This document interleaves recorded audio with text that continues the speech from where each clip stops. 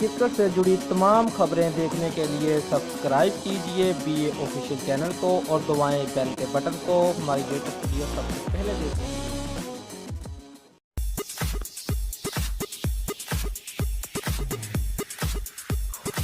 Pakistan super league کے تیسرے edition کے سلسلے میں کراچی کنگ کی انتظامیہ نے اپنی ٹیم کی کپتانی کا سہرا پاکستانی آل راؤنڈر عماد وسیم کے حوالے کر دیا ہے۔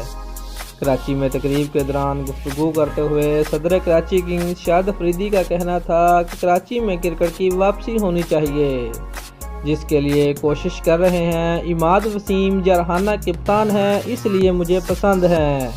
عماد وسیم کا کہنا تھا کہ ٹیم میں شاد افریدی کی موجودگی سے بہت فائدہ ہوگا، ان کی ہی قیادت میں پاکستان کرکٹ میں ڈیبیو کیا تھا۔